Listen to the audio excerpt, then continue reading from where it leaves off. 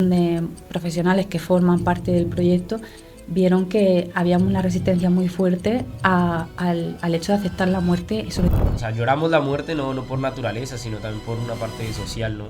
Miriam Espinosa es enfermera en una unidad de cuidados intensivos y desarrolla un proyecto que le lleva a los jóvenes un tema al que le huimos durante toda la vida: la muerte.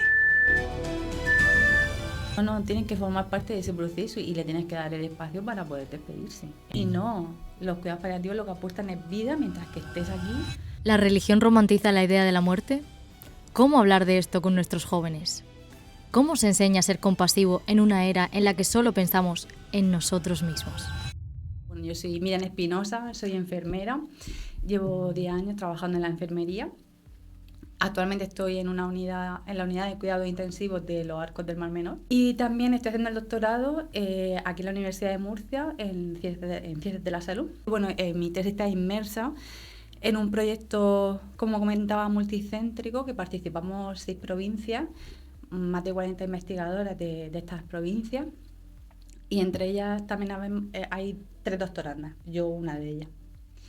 Y bueno, ahora mismo nos encontramos en la fase 2, estamos en los institutos, son un grupo de adolescentes, entre 15 y 20 adolescentes, de unos 15 años también, y lo que hacen es, trabajan más con los conceptos relacionados con el proyecto, que trabajamos los cuidados paliativos, la compasión, la vulnerabilidad, y lo que hacen luego es, después de unas sesiones, ellos organizan y planifican una serie de actividades para que sus compañeros también se sensibilicen con el tema. El proyecto surge de cuidados paliativos, donde profesionales que forman parte del proyecto vieron que había una resistencia muy fuerte al hecho de aceptar la muerte, sobre todo en familiares de personas que se estaban muriendo, ¿no? O que estaban en ese proceso. Y entonces surge esta iniciativa a raíz de eso, por intentar naturalizar el proceso de la muerte y de darle vida a los días mientras que quede vida, ¿no? Darle un significado y su importancia. A todo esto también se juntó que ya llevamos unos años, ¿no? Las comunidades compasivas. Entonces, pues unir esa compasión que nos mueve a hacer algo por la otra persona, a ponerte en acción para aliviar el sufrimiento de la otra persona, pues quisieron aunarlo todo para transmitir en la comunidad de la realidad de estas personas, naturalizar la muerte y hacerlo todo desde la compasión, ¿no? ¿Cómo es un día de actividad? Por ejemplo, hoy, ¿qué hacen con el grupo? Mira, pues hoy las actividades que hacemos ya en esta fase del proyecto de este curso académico son diferentes que de las sesiones que hacemos con el grupo promotor, estas serían distintas, pero las que hacemos, por ejemplo, con alumnos, hoy, por ejemplo, lo que hemos hecho es el Dixit, lo que queremos trabajar, todo va ligado, ¿no? Estas actividades que vamos a hacer con estos alumnos en concreto están ligados a que luego ellos van a escribir una carta a personas en cuidados paliativos. Y entonces, claro, antes de proponerles que escribieran esa carta, pues necesitan conocer el contexto.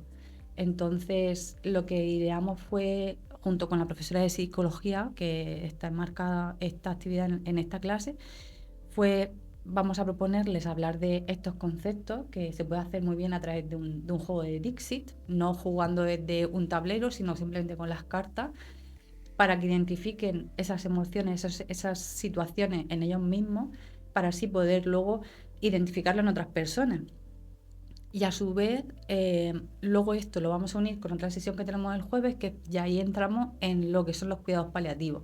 No vamos a meternos muy en teoría, sino es algo que es lo que pensáis, vamos un corto, algo muy dinámico, Más reflexivo, ¿no? Sí. O sea, tú, por ejemplo, como profesional dentro del área de cuidados paliativos del Hospital de San Javier, has comentado, ¿no? Sí, bueno, yo estoy en la UCI. Yo estoy en la UCI. En la UCI. ¿Cuál es el germen de este proyecto en sí? O sea, ¿cómo nace este proyecto de decir, oye, mira, yo creo que esto es necesario mostrárselo y sensibilizar a los jóvenes y saber qué piensan? Y también, por ejemplo, ¿cómo tratáis la diferencia? ¿Cuál es la diferencia entre enseño a un profe y enseño a un adolescente?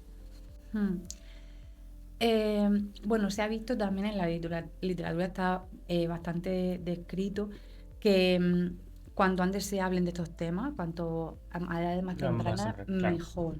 mejor, ¿no? Necesitamos algo que también se está hablando mucho y se ha visto también por los profesionales que forman este proyecto, es que cada vez menos los adolescentes forman parte del proceso. Ya no van a velatorios, Claro. eso de la muerte, como que no hablan de eso, no tienen espacios para hablar de eso, y también se ha visto que quieren hablar de ello porque no tienen espacio. Entonces, pues esto surgió de esa incertidumbre, ¿no? No incertidumbre, sino de ver que se necesita aportar un espacio y que realmente los adolescentes lo necesitan, y se ha visto que cuanto antes se haga, mejor, ¿no? Para ese proceso de naturalizar la muerte. Claro, porque también entendemos que esta visión negativa de la muerte es muy occidental, ¿no? Claro. Y muy de que se viene heredando de antaño. Claro. Entonces ustedes también como que luchan contra eso, ¿no? O sea, o cómo pretenden... No es luchar, sino Ujú. es traer esos conceptos a la comunidad. El problema es que no se habla, no se Naturalizarlo, conoce. ¿no? Claro, no se sabe qué son los cuidados paliativos. A ti te dicen cuidados paliativos, y el otro día un adolescente, por ejemplo, decía, yo, es cuidado paleolítico, pensaba. Claro, y dices tú, y ahí yo me di cuenta realmente que de lo necesario que es traerlo a la comunidad y saber que hay mucha gente que piensa, tanto adolescentes como adultos, que ya vienen los cuidados paliativos y ya es lo peor. Y no, los cuidados paliativos lo que aportan es vida. Mientras que estés aquí, queremos que tengas una buena calidad de vida. ¿Cómo se lo explicabas a ese joven que te dice no sé qué es? No tengo ni idea ni siquiera a qué te refieres cuando te... Cuando te lo sí, ¿cómo se lo dicen, explicas? pues utilizamos varios, en este caso utilizamos, bueno, se lo explicamos de qué sirven y demás, pero lo primero es ponerle un vídeo, ¿no? Muchas veces cuando te entra una imagen por Más los sencillo, ojos, ¿no? claro, ya lo vas empezando a entender, ¿no? Se rompe como ese cascarón, y ya después empiezas a hablar. Le pusimos, lo que hicimos es ponerles varios conceptos y que ellos vieran, esto lo trabajamos con el grupo promotor, que ellos pusieran, no le explicamos nada, poner lo que pensáis que es de cada palabra, todos conceptos relacionados con cuidados paliativos, y luego vemos un corto. Vimos un corto, y luego, venga, y ahora, ¿qué pensáis de lo que cambiaréis algo? Entonces ellos mismos se dan cuenta y dicen, yo no sabía que esto era para esto, no sabía lo que era directamente, yo pensaba que era otra cosa. Y si ellos mismos se van dando cuenta. Lo más fácil, porque si tú vas y se lo explicas, es como, ellos lo entienden como una clase. Entonces tienes que se aburren. utilizar recursos audiovisuales para que lo asimilen mejor, ¿no? Interioricen, ¿no? Sí, también preparar charlas, ¿no? Con profesionales que expliquen diferentes perspectivas, ¿no? Porque es algo multidisciplinar. Y eso también es muy interesante. Eso fue una de las primeras actividades que ellos propusieron de hacer, por ejemplo, y que vamos a hacer. Porque ellos también son proactivos, ¿no? Dentro del proyecto, a crear actividades. Claro, el fundamento de este grupo es que ellos, que conocen, son los que mejor conocen su sociedad, que su sociedad ahora mismo, su comunidad, es el ámbito educativo, Claro. Los adolescentes que están en ese centro, saben, o conocen o creen conocer qué actividades van a ser las que más les guste y más quieran participar. Entonces, la cuestión es que ellos ideen actividades para sus compañeros. Uh-huh. Entonces, una de las cosas que propusieron fue esa, por ejemplo, entre otras muchas. Nosotras le ayudábamos, pero todas las actividades las fueron proponiendo a ellos. Vamos a hacer también un mercadillo para donar dinero a una asociación. Vamos a hacer muchas más actividades hasta la semana del 18 de mayo. Y todo enfocado a esa reflexión y a esa parte de ayudar, ¿no? De cultivar esa compasión. ¿Y cuáles son las conclusiones que tú dirías preliminares que tenéis actualmente acerca de este estudio? En general. Conlleva un análisis bastante grande. Conlleva un análisis pre-post que todavía no se ha hecho en el instituto. O sea, no hemos terminado todavía. Tenemos un análisis preliminar, pero todavía no se han terminado de analizar todos los datos del año pasado. Te puedo contar del año pasado. Hemos tenido sesiones muy fuertes de ellos de reflexión sobre varios temas, ¿no? Por ejemplo, me acuerdo de una sesión que tuvimos de Photoboys, que pensábamos que iba a ser algo que a lo mejor se podría quedar perfectamente en la superficie, y te contaban historias muy potentes, ¿no? Abordaban mucho el tema de la muerte, del duelo, de la pérdida, se metieron de fondo en ello, no tuvieron miedo. Y así como conclusiones, diría que esto sirve para seguir haciendo intervenciones y apostando la investigación, enfocándose en este camino, porque lo quieren. O sea, nos han llamado ya varios colegios y se han puesto en contacto con nuestros pares profesionales y profesores y maestros para que lo llevemos a sus centros, pero es que ahora mismo no podemos. O sea, nada más que nos podemos centrar en un centro y ya una vez que terminemos el proyecto ya se tendrá que ver, pero se podrá. Pero eso significa que es relevante y interesante y lo quieren. Lo demandan, sí. Y luego, por ejemplo, dentro de los grupos que conforman el proyecto, vosotras como profesionales notáis pues el típico estereotipo de que las mujeres suelen ser más empáticas o más receptivas a este tipo de sentimientos, de sensibilidades. En los análisis preliminares que tenemos sí que hemos visto que las mujeres tienden más a ser más compasivas que los hombres, y que los hombres son más autocompasivos que las mujeres. Las mujeres no... les cuesta... Nos cuidamos menos en ese sentido, nos autocuidamos menos, ¿no? También es verdad que lo hicimos el año pasado en centros, casi todas las regiones lo hicieron en centros, en las facultades de educación y similar, que son grados que suelen estar muy feminizados, pero aún así se vio una clara diferencia, ¿no? En ese aumento de la compasión estaba muy bien, a unos niveles bastante altos,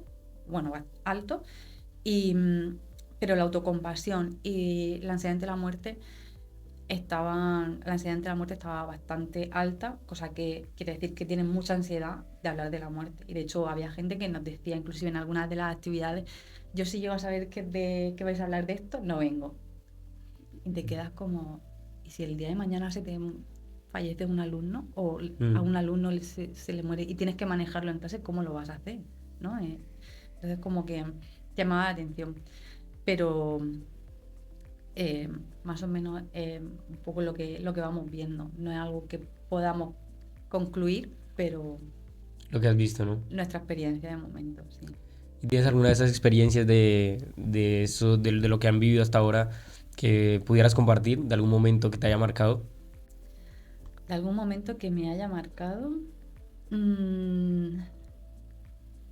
Ay, pues... me pilla, seguro que sí, pero ahora mismo... Es que hay muchos, hay muchos momentos que nos han marcado, pues, así como con alguien, por ejemplo, es que se me vienen muchas a la vez, ¿no? Sí, se me vienen muchas cosas a la vez, entonces no sabría.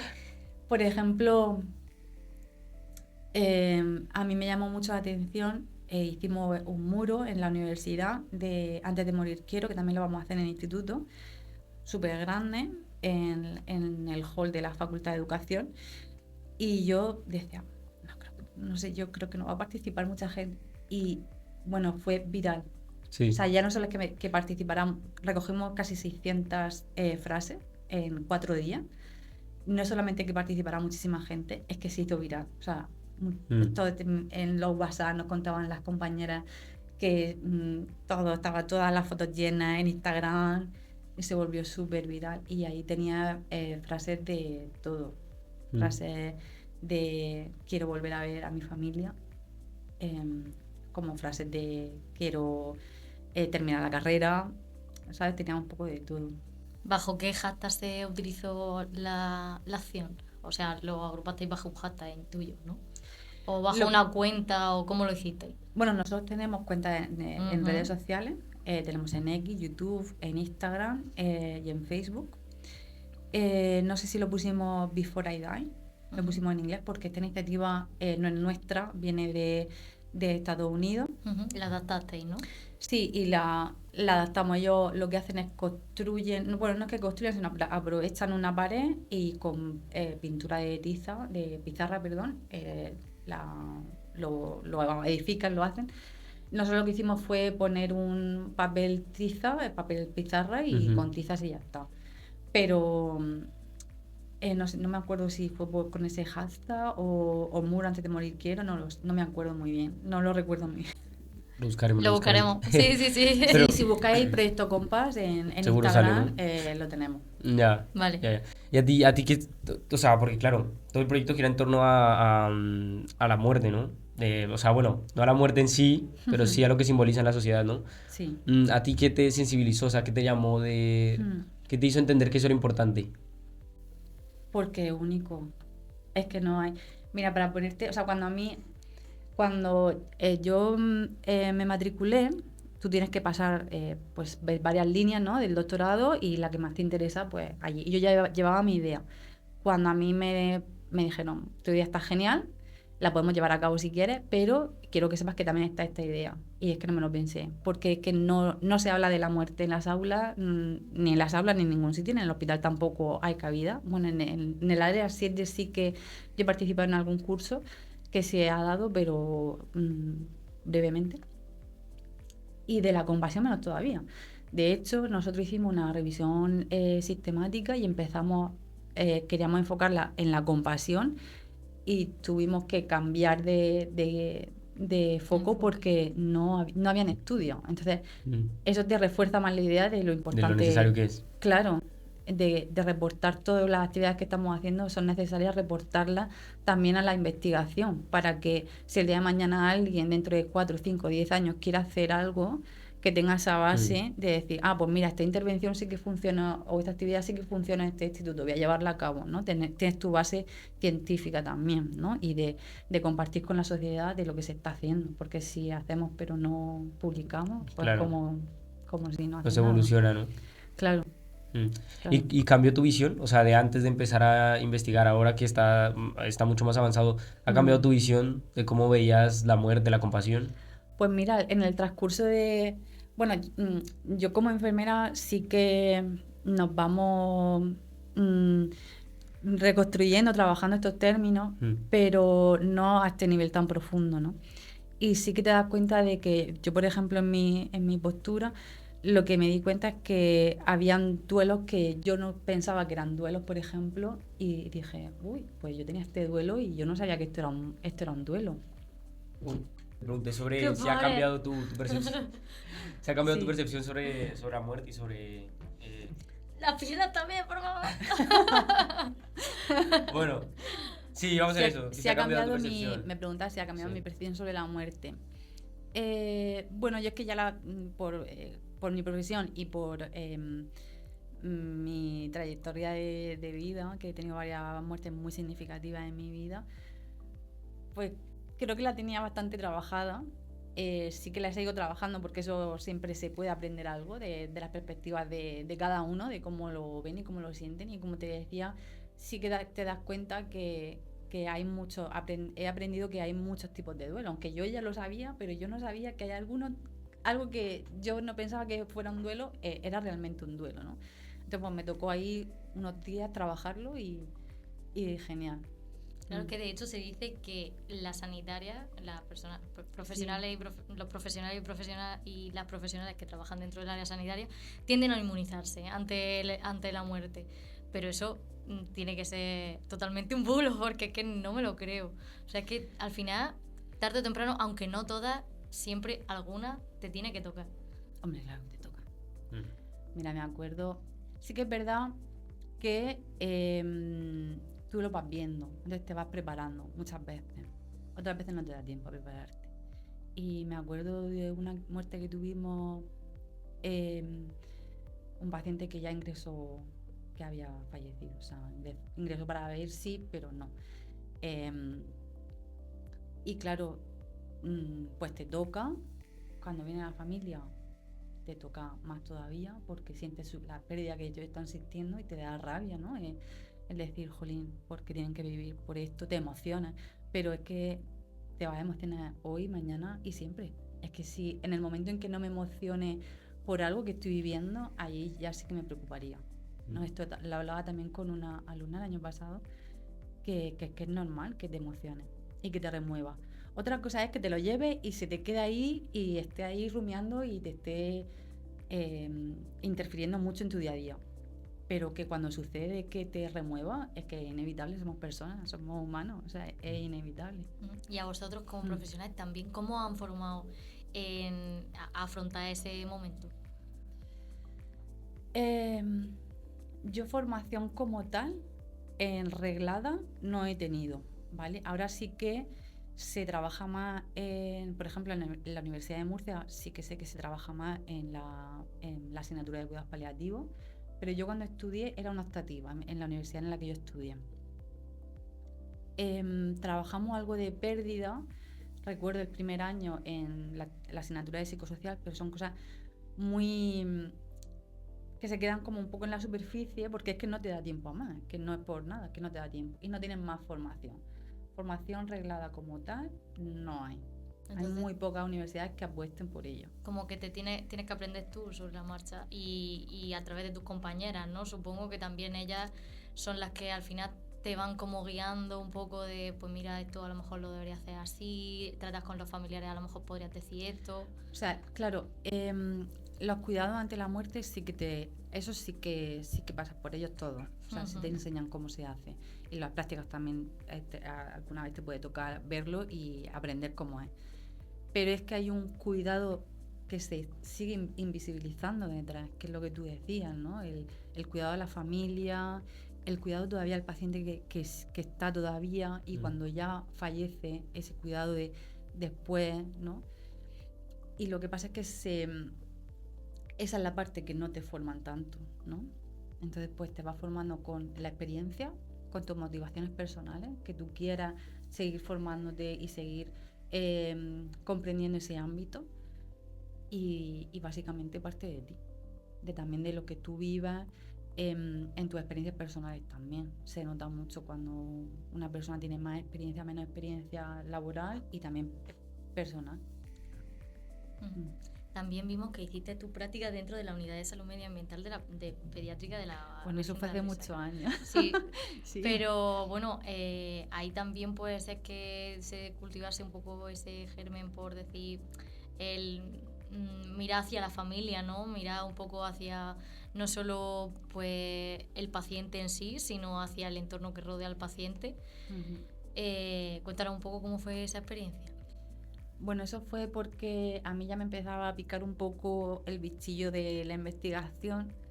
En la universidad te enseñan lo que es la teoría, pero yo quería llevarlo a la práctica y conocí a esta unidad porque tenía una amiga que había pasado por esa unidad, había hecho unas prácticas allí, ella en su universidad, a través de unos trabajos que hacían de investigación.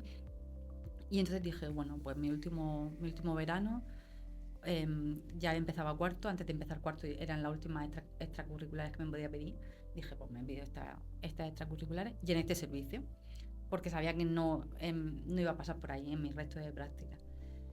Y entonces allí no es un trabajo, o sea, ellos sí que hacen un trabajo comunitario, porque ven mucho el contexto de la familia, pero yo estuve allí un mes y me dio tiempo a ver, sobre todo, tenía en ese momento algo que me gustó mucho, era que tenían la figura de la enfermedad de lactancia, que eso me pareció imprescindible, por ejemplo, que antes de, si tienen alguna duda, antes de dar a luz, que ya tengan unos conocimientos sobre qué postura escoger, qué te puede pasar, porque si eres madre primeriza y nadie a tu alrededor ha tenido hijos, pues como que no va muy asustada, ¿no? Entonces eso me parece muy importante, que se enfocara mucho ahí. En ese momento, ya te digo, hace ya 10 años, entonces no podemos... Habían cosas que han cambiado, ¿no? Menos mal que han cambiado, pero algo que se sigue haciendo, por ejemplo, en la hoja verde, que mira mucho en ese contexto familiar de la casa, ¿no? Y que está muy importante, ¿no? Porque ayuda a que el entorno de ese futuro bebé sea lo más sano posible. Eso me pareció muy, muy interesante. Y lo siguen haciendo. ¿Por qué dicen menos mal? ¿Qué prácticas se llevaban antes a cabo que ahora ya no? Pues, por ejemplo, en ese momento creo que no, por ejemplo, no se hacían las visitas que por paritorio, cosa que me parece muy importante también. Yo no soy madre, pero me imagino que si fuera madre y la primera vez y no conozco el ambiente sanitario, pues yo me asustaría mucho. Después eso que, por lo menos ese primer contacto, pues ya es como que te vas más tranquila, ¿no? Claro. Sabes, y tu pareja o la persona que te va a acompañar, pues sabe pues cómo lo tiene que hacer, cómo entra, cómo salir. Ya es un ambiente más familiar, ¿no? No es tanto algo extraño de estoy aquí en cuatro paredes y tal. Bueno, eso uno. Y luego otro cambio que hubo bastante importante es que se daban unos packs de bienvenida con fórmula de leche. Todo eso se quitó. Las tetinas, todo eso se quitó. Y se adecúan a las indicaciones que daba la OMS, que ya dieron hace muchos años, y eso también se cambió, por ejemplo.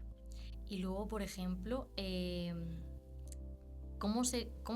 por ejemplo, si sé que no lo trabajas, pero en el hipotético caso de que tú lo tuvieses que trabajar, si tuvieses que vincular la unidad de salud medioambiental y pediátrica con, por ejemplo, tu trabajo actual, o sea, ¿cómo sería el que una madre afrontase el duelo de un hijo?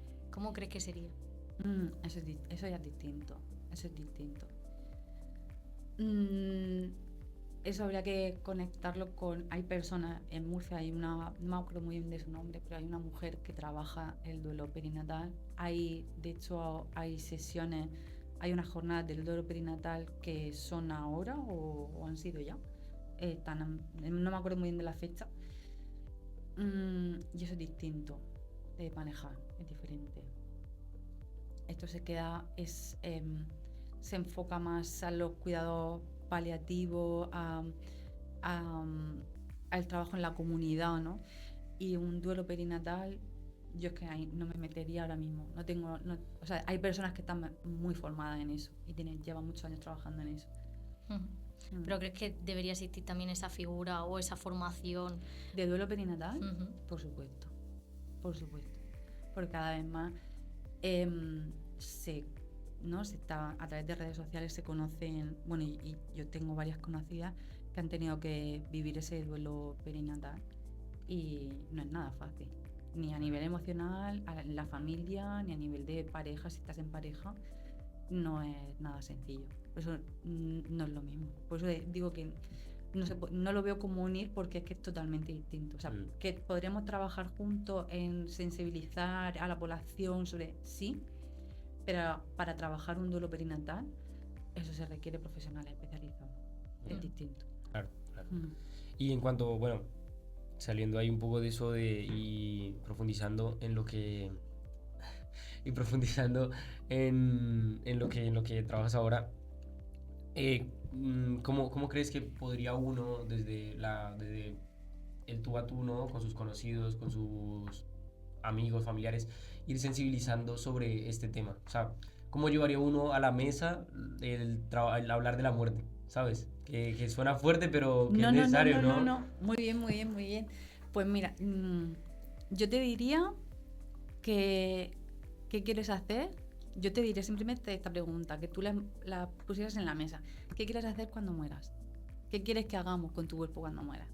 Por ejemplo, ¿no? Eso es una conversación que para mí, sinceramente, me parece normal, porque vivo también en un ámbito, mi familia, hay personal sanitario también, lo hablábamos en mi familia de vez en cuando, y para mí era algo como bastante natural, pero luego cuando a través del proyecto me di cuenta de que no es así para todo el mundo, que no es así para todo. Claro, cuando Claro. sales de tu realidad dices, espérate, que esta era mi realidad, pero esto no es la realidad de todo el mundo, ¿no? Pero ya ves como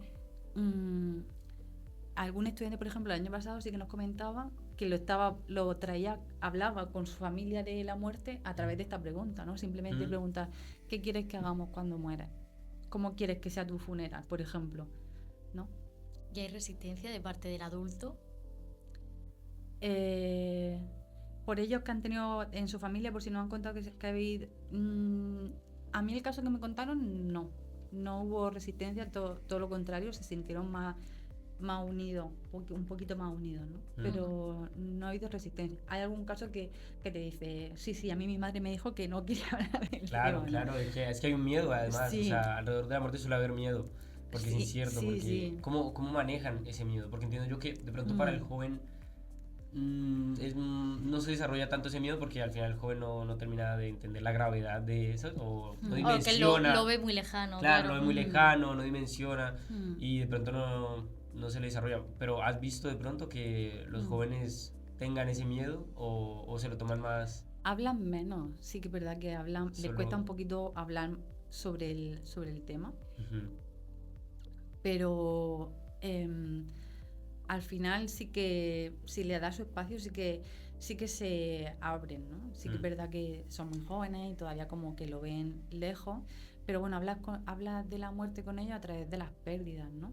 Una compañera, por ejemplo, el año pasado nos dijo que no haya compartido nunca nada, pues ella se dio cuenta de que una de las pérdidas que había tenido era la de una amiga, por ejemplo, ¿no? Y al final ya vas rompiendo ese cascarón y ya vas hablando cada vez más, ¿no? Vamos a seguir hablando de ello en el centro, con lo cual pues más adelante sí que podremos decirte más cosas, pero sobre cómo hablan ellos de la muerte, ¿no? Aquí en la universidad, por ejemplo, lo que hablaron era más de cosas existenciales, ¿no? De cuando les preguntamos antes de morir, ¿qué quieres hacer? ¿Qué te gustaría hacer antes de morir, mejor dicho? Pues hablaban de cosas más, como ya te digo, la mayoría, pues quiero terminar la carrera, propósito, sacarme ¿no? una posición, tener hijos, crear una familia, ¿no? Claro. Les cuesta, pero van hablando. Poco a poco. Y o sea, en tu entorno, en tu día a día, también lo intentas con tus amigos, tus conocidos. ¿Es más difícil con las personas de tu entorno que con los jóvenes? Pues en mi familia, como te decía, Ya. no tanto, la verdad. Con mis amigos, la verdad es que no hablamos del tema. Sí, ahora que me lo dices, creo que no habla. No sé si habla del tema. O creo que. O puede ser que sí, no me acuerdo muy bien, pero creo que no. A lo mejor de decirle, pues a mí mi madre me ha dicho esto, pero Sí, poco más. ya, no de ponerlo en la mesa tal cual, ¿no? Sí, pero poco más. También mis amigos no son sanitarios, pues hay veces que pues algunos temas de la sanidad pues como que les cuesta más y demás, pero bueno, poco a poco. Poco a poco. Después de un par de cervezas, toca, Claro, es que también nos vemos tan poco como para encima Claro, empezar a soltar hablar una de eso, bomba. ¿no? De primeras. Pero Bueno, sí, ¿qué tal, muchachos? este fin de semana los Propuesta. veré, este fin de semana te lo digo. Se la aplican, ¿no? Sí. ¿Qué quisiéramos? me han puesto un Ustedes, reto, y lo graba, Sí. le dice, me han puesto un reto, tengo que hacer una nota de voz, Una pequeña pregunta. Oye, pues sí. una encuesta, Pues sí. Porque al final... Puedes grabar su reacción y eso es un Sí, gran video. sí. Preguntándole sobre eso. Yo creo que ellas también se han deconstruido bastante y yo creo que me espero bastante lo que pueden decir, lo que podemos hablar. Lo tienen muy naturalizado también. Que no hayamos hablado tanto del tema tan profundo no quiere decir que yo creo que sí, porque Sí, hablamos de forma muchas individual cosas. a lo mejor sí que... Sí, y ellos en sus familias también, porque alguna vez lo hemos comentado, pero así como muy por encima, ¿no? Que no nos hemos puesto ahí vamos a sentarnos, bajarnos los pies a la mesa, al suelo que diga, y hablar del tema. Claro. Y dentro de la infancia, ¿cuál dirías que suele ser el mayor miedo a afrontar la muerte? O afrontar la pérdida. El mayor miedo, el que ya no esté, ¿no? Esa persona. Extrañar, ¿no? El extrañar, sí, el que ya no esté, ¿no? Esa falta, ¿no? Esa falta, yo creo, como un vacío, ¿no? Mucha gente te lo dice como un vacío. ¿Y sientes que tal vez haya una clave o... Claro, si tal como una clave yo creo que es difícil, pero sí un primer paso para empezar a descubrir cómo sanas eso, cómo sanas ese vacío? Resignificando la muerte. Sí, ¿no? Claro, sí, yo creo que sí. Porque realmente la muerte conlleva un dolor y conlleva unas emociones y tienes que pasar por ella. O sea, es que es esa parte, que esta parte en la que también queremos cultivar con el proyecto, que es el de aceptación por lo que estoy viviendo. O sea, acepta lo que venga, pues si me apetece llorar, lloro, si estoy triste, me lo tengo que permitir, ya está. esa parte de aceptación es muy importante para poder sanar la herida. Y agradecimiento, ¿no? El agradecimiento hay veces que viene antes, hay otras veces que viene después. Y esa parte de agradecer, de reconocer, de acordarte de lo bueno que has vivido con esa persona, con persona, animal, amistad, que lo que sea que tú sientas como pérdida, ¿no? Y eso es lo que se te va a quedar contigo. Y ya está. Yo creo así resumidamente, y no soy especialista en esto. No, pero sí, estoy de acuerdo. Al final, claro, nosotros solemos, o sea, lloramos la muerte no por naturaleza, sino también por una parte social, ¿no? O sea, ¿por qué no la lloran en Oriente, sabes? O sea, y no, ¿dónde crees que está ese proceso de resignificar? ¿En las aulas con los jóvenes o crees que también es una parte de la gente mayor, de la cultura? Ay, muy bueno. La cultura. O sea, la cultura, todo lo que has dicho. Realmente todo. Sí, porque está en naturalizar la muerte, empezando por ahí, empezando a traerla a las aulas, como estamos haciendo con el proyecto Compass. Cuanto más jóvenes, mejor. Luego en la cultura, es decir, ¿por qué no se van a llevar a los niños si la muerte forma parte de la vida? Claro. ¿Cómo le explicas tú eso a ese niño que no ha vivido ese proceso de pérdida y de duelo? Se lo estás arrebatando, que luego lo va a tener que vivir, porque luego esa herida va a salir. Inevitable. Claro, ¿cómo le...? No, tienen que formar parte de ese proceso y le tienes que dar el espacio para poder despedirse.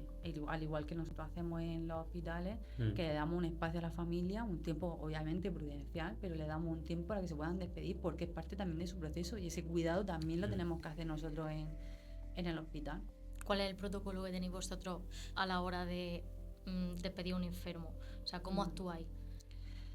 Bueno, en el momento en que fallece un paciente, una persona que está enferma, que está en la unidad, creo que hablo por casi todas las unidades en las que yo he estado, se les da un tiempo, se les dice que tienen un tiempo. Bueno, primero pues, nosotros tenemos que hacer ese cuidado post-mortem, pasa a la familia, se le da ese espacio. Ya cuando la persona ya la ves que está empeorando y que ya está en ese proceso de morir, se les suele dejar una habitación para ellos solos, para que pueda estar la familia el mayor tiempo que puedan y que estén tranquilos.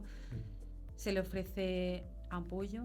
Muchas veces lo que decimos también en el marco del proyecto, que la compasión no es solamente el hacer cosas por la otra persona. A lo mejor muchas veces lo que necesita la otra persona es que la acompañe y que te sienta al lado de él o de ella y que ella sienta que tú le estás acompañando en su emoción, ¿no? Y es eso, el acompañamiento, ¿no? Entonces sentir que la familia que se sienta acompañada y apoyada para lo que necesiten, pues si necesitan una bebida caliente, pañuelos, lo que necesiten, que estén tranquilos en la habitación, se les da un tiempo prudencial y cuando ellos ya sienten que se han despedido, pues ya se tramitan pues para ya pues, trasladar el cuerpo y demás. Una duda que tengo, ¿es cierta el mito que existe acerca de que normalmente los pacientes más graves suelen mejorar antes de la muerte? Bueno, ahí hay la duda. Hay pacientes que mejoran y hay otros pacientes que esos días de proceso de muerte tardan mucho, ¿no? Yo me acuerdo el tiempo que estuve en Inglaterra, por ejemplo, yo me acuerdo de algún caso, digo de Inglaterra porque las familias siento como que estaban más desperdigadas, ¿no? Y me acuerdo de una señora que no falleció hasta que su hija vino y se despidió de ella. Y sí que hay algunos que parecen que están muy mal y están como apagándose y que se van a morir ya y de repente, pero son como los últimos signos, ¿no? Que dan. A veces pasa esa pequeña mejoría, pero es una falsa mejoría. ¿Tienes algún recuerdo de algún momento así que te haya como impactado de estar ahí en cuidados paliativos y decir, te lo bajamos a planta ya? Bueno, yo en paliativos no he trabajado, he trabajado en adulto, ahora estoy en UCI. En UCI, sí. Sí, pero ¿ha sido algún caso como que te haya impactado a ti emocionalmente? Sí, De un paciente que haya fallecido. Sí, o en general en tu trabajo que hayas vivido algo que te haya marcado. Pero de un paciente bueno, Claro, en la UCI, claro, supongo que verás Sí. de todo. Sí. Pues es- no sé, es que ahora mismo hay muchas, Hay muchas cosas, ¿no? hay muchos casos, sí, hay muchos Sí. casos, hay muchos casos. ¿Y cuál suele ser el tipo de pacientes que llegan a UCI? ¿Cuáles son los problemas más frecuentes con los que llegan a esa unidad? Depende también de la estación, del año en el que estemos, pero pues ahora obviamente pues insuficiencia respiratoria, sobre todo. Algunos vienen también tras una operación complicada, porque cada hospital pues se maneja de diferente. Hay otros hospitales que tienen dentro de la red tienen su espacio para este tipo de personas, pero en donde yo trabajo, cuando son operaciones así más complicadas y necesitan una observación más de cerca, pasan a la UCI. Ujú. Y disculpa, bueno, es un poco diferente el tema, pero me parece No. muy interesante. Me quedé con lo que dices de hacer parte a los niños, ¿no? Y a los más jóvenes del proceso de despedir, ¿no? A un familiar. Sí. ¿Cómo le explicarías a toda la gente que lo haga, ¿no? Porque, claro, uno entendiendo la importancia le parece sencillo y le parece vital, ¿no? Pero si, como la gran mayoría que no entiende que debe ser un proceso que todos entendamos, ¿cómo tú le explicarías a una familia, oye, estás viviendo un duelo, haz parte a esos pequeños, ¿sabes? No les tapes los ojos, ¿no? Que suele pasar mucho, ¿no? Le dicen, yo qué sé, se fue al cielo, está en el cielo, ¿no? Pero no te dicen, mira, Sí, hace eh, poco que me se comentó fue, ¿sabes? de que le habían dicho a su hija que se había ido al cielo, un familiar que Sí, haya fallecido, y que cuando fue a volar, dice, vamos a ver a Menganito, a Menganito. Sí. Bueno, haciéndoles partícipes sobre todo, ¿no? Explicándoles de una manera que ellos puedan comprender, que cada niño lo entiende de una manera, entonces pues los padres son los que mejor saben de qué manera se lo pueden explicar. Hay muchos libros también en los que te puedes apoyar para explicar esa pérdida, esa muerte, y haciéndoles partícipes del proceso. Entonces, si vas al cementerio, que vayan contigo al cementerio. Si vas al velatorio, pues que vayan al velatorio. Ya. Y no pasa nada. ¿Y tú crees que se debe hacer de una forma más, de pronto menos religiosa esa explicación? O sea, que el niño entienda eso de una forma más... No tiene nada que ver si le ayuda. Eso depende de la familia. Eso puede ser como ellos mejor quieran. Si hacen una despedida religiosa, pues religiosa, eso ya que se adapte. Ya. Pero digo, en cuanto a la explicación, ¿sabes? De pronto, no sé, esa es un poco ya mi percepción, que puede ser que muchas veces esta idea de se fue al cielo, ¿no? Puede separarlos de luego la realidad, ¿no? Que Sí, básicamente como no está, ¿sabes? O sea, romantizar la romantiza muerte, sí. o de pronto la vuelve como una fantasía. Y yo creo que, no sé, tú cómo lo veas. Pues esto creo que alguien que esté más especializado en el tema de tratarlo con niños, porque entiendo que Distinto, ¿no? Claro. Claro, es diferente. Te va a dar una mejor respuesta, pero creo que cada niño es diferente. Por ejemplo, hoy comentando con Eva, comentaba un caso de un niño, ¿no? Que, bueno, están haciendo un teatro documento y demás, y participó un niño de 8 años porque había tenido la muerte de su hermanito, y te lo explicaba de una manera tan natural y tan consciente, tan madura, que tú a ese niño a lo mejor no le puedes decir, es que tu hermanito se ha ido al cielo, ¿no? Porque te va a decir, ¿cómo que al cielo, no? No.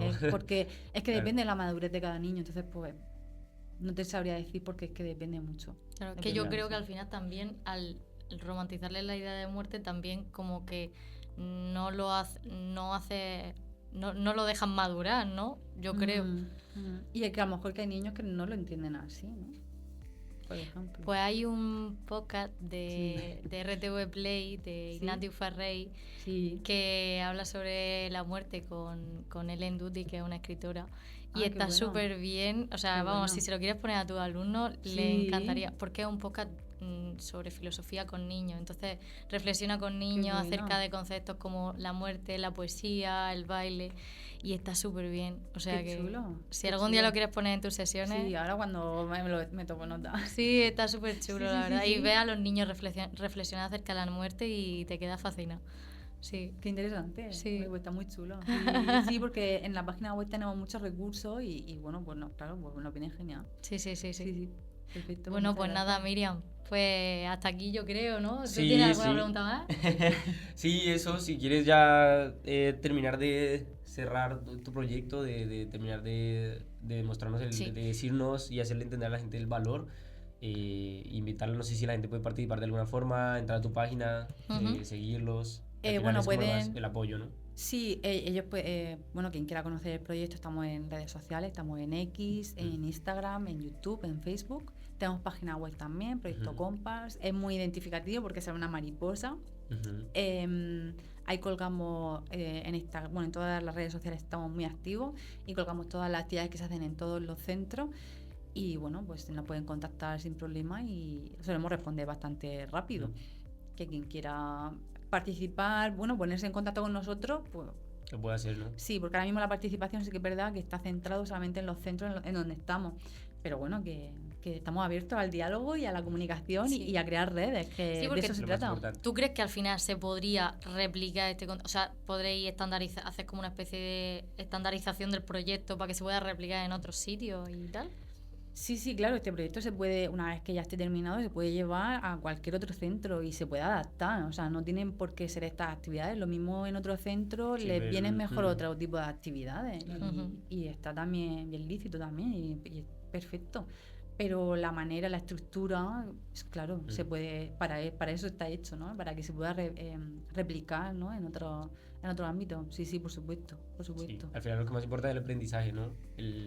Claro, Lo que claro. se quiere dejar en la gente. Claro, exacto. El crear esos huecos, esos espacios que para reflexionar sobre que las personas sufrimos y estamos viviendo enfermedades y entre todos nos podemos apoyar, ¿no? Y sentir queridos y acompañados, ¿no? Porque el principal problema que tienen las personas que están en estos cuidados, que tienen una enfermedad terminal, son la alta soledad que sienten, ¿no? Claro. Y realmente muchos mueren en hospitales porque no tienen un vínculo comunitario, social, que les pueda dar ese apoyo, ¿no? Y Claro. eso es lo que queremos también fomentar. Sí, es que de hecho que hace poco salió un estudio en el que decía que ya la soledad no deseada ya no era solo un problema aislado de la gente mayor, sino que ahora también se ha trasladado a los niños y adolescentes, que está Exacto, es un exacto. problema creciente entre ese tipo de población. Sí, no, cada vez se está dando más, exactamente. Entonces, pues, el ser conscientes de que no somos personas, que somos individuales para algunas cosas, pero que vivimos en comunidad, ¿no? Y en crear esas comunidades de apoyo mutuo y que no tenemos por qué sentirnos solos ni solas. Entonces, Sí. pues, por ahí también se enmarca un poquito el proyecto, ¿no? Sí, correcto. Dentro de este mundo cada vez más individualista, al final Mm. también ese es el problema, que yo creo que entre la adolescencia se está perdiendo ese sentido de comunidad hacia valores como pues el feminismo o hacia pues eso, las reivindicaciones sociales, pues desahucio, etcétera, etcétera. Y al final este tipo de proyectos también como que devuelve un poco la colectividad Exactamente. hacia esos individuos que cada vez están más individualizados. Sí, no, totalmente. Sí, es el hacer ver que somos una comunidad y que debemos de Nos actuar necesitamos. como tal. Entonces, y nos necesitamos uno a otro. Sí. Somos personas que nos necesitamos para seguir vivos, necesitamos el contacto con otras personas.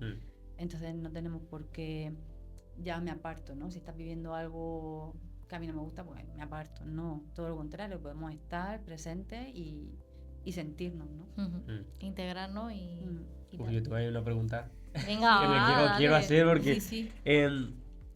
claro, ¿cómo tú le explicas, o sea, cómo le terminas de hacer entender a un joven que es un colectivo, que son compañeros, ¿no? Porque sobre todo en esa época de adolescencia y tal, está toda la competitividad a flor de piel, o sea, y competitividad biológica además, o sea, no solo por decisión, ¿no?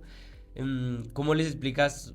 O sea, sí, yo sé que tu cuerpo te está pidiendo competir con los otros para ser el mejor, pero entiende que luego, o sea, igual lo necesitamos, ¿no? Por más que tú quieras ser el mejor. ¿Cómo le explicas tú a un joven que es más que un individuo? Muchas veces no es más de coger y darle una charla, porque hay claro. veces que a través de la palabra solo no se... Claro, Pero creo que a través de actividades sí que lo pueden ver de una manera que no se dan cuenta, ¿no? Muy inconscientemente. ya, Por ejemplo, una de las actividades que queremos llevar a cabo es la construcción de un muro como con piezas de Lego, ¿no? Que ellos van a construir y personalizar por grupo y ellos van a formar algo juntos, ¿no? Por eso, porque queremos trasladar la idea de sois una comunidad y juntos mira lo que habéis hecho, ¿no? claro. Que solo no Hubieras haréis podido hacer mucho, mi claro, media torre, ¿no? claro, solo tenéis solamente un bloque, con eso no hacéis mucha cosa, pero juntos, si juntamos todas nuestras piezas, pues tienen una obra súper chula y que podemos disfrutar todos. Interesante. Entonces, a través de actividades y de hacerles ver que, pues, que entre todos pues, se trabaja mejor. Claro. Y en el entorno, por ejemplo, ya yendo un poco más a lo general, en un entorno de redes sociales que es todavía más competitivo, ¿cómo crees que uno podría llegar a esos jóvenes? De pronto viéndolo más grande, ¿no? Todavía. A través de las redes sociales. Sí. Bueno, por eso también tenemos nuestros canales de redes Claro. sociales, ¿no? Para difundir todas las actividades que vamos haciendo, las vamos difundiendo por ahí. ¿Cómo se puede hacer? Pues sensibilizando a las personas que más voz tienen en esas redes sociales, ¿no? Que Claro. se sensibilicen y se den cuenta. Hay gente que tiene mucha voz en redes sociales que ya van hablando del tema, pero que esto se vaya más, ¿no? Claro. Entonces, pues por ahí también. Claro, sí, cambiando la mentalidad de los líderes, luego terminas... Claro, ¿no? claro, Las personas claro. que más influyen terminan... Claro. Claro. O sea, que a ver si, no sé especialista en eso, pero es mi Pero no, idea, es una ¿no? buena idea. Sí. ¿Y Entiendo. vosotros a través de las redes sociales podéis apreciar que llegáis a esos niños o a esos adolescentes? ¿O llegáis o quedáis en la superficie de entre vuestros compañeros o entre profesores de un centro educativo o docentes en general? Entre adultos es más fácil. Sí. Entre adultos es más fácil. Bueno, ellos entienden, ¿no? Por norma general, el proyecto se entiende rápido. Entre adolescentes es más complicado. Aunque todas las publicaciones que tenemos están orientadas para una población joven, pero es más complicado que te sigan porque, pues... Sí, están más dispersos. Ellos buscan, claro, el aquí y ahora, cosas rápidas y algo divertido, ¿no? Claro. Llegar con algo profundo es complicado.